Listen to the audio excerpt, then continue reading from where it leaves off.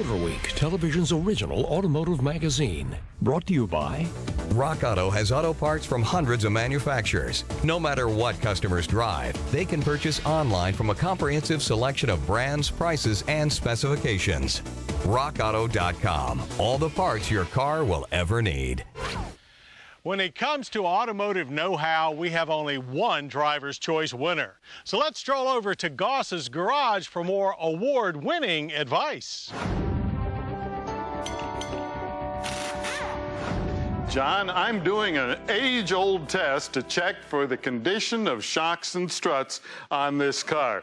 Well, that may not be the best way to do it anymore. And here to give us some pointers is Mac McGovern from KYB America. Mac, welcome to Goss's Garage. Well, thanks for having me here today. All right, so the bounce test. Why does it fail? You know, originally we called this a bounce and jounce test. And what it is basically is when you take one corner of the vehicle and move it aggressively up and down, release that movement, and then see how many times it moves to recover.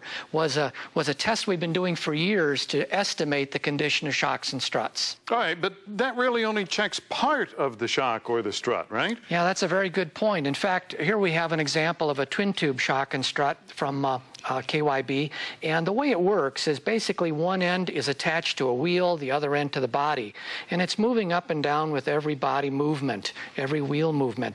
It moves actually anywhere from 1,500 to 1,900 times a mile, and inside the valving that moves the hydraulic fluid to each side of the piston are a series of valves. There's a first, second, third stage, sometimes even more.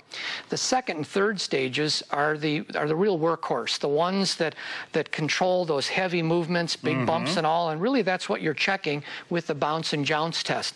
But the valve that works the hardest is the first stage, the one that's controlling all that little bit of tire movement, that little bit of body movement. That really adds stability to the vehicle. That's the one we're concerned about, but you can't really check it with the bounce and jounce test. Okay. Well, if we can't do it with the bounce test, what do we do? Well, the best way is to give it a good road test.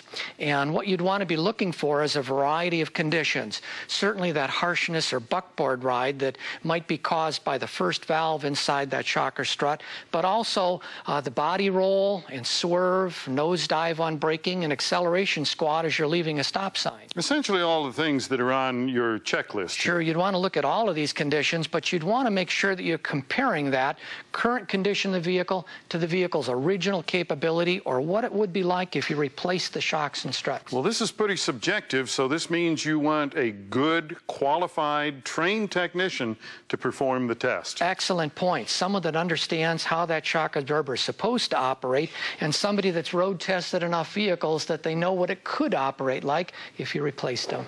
Mac, thank you. And if you have a question or comment, write to me. The address is Motor Week, Owings Mills, Maryland, 21117.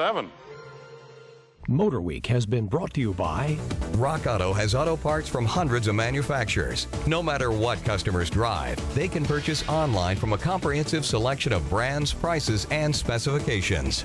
RockAuto.com. All the parts your car will ever need.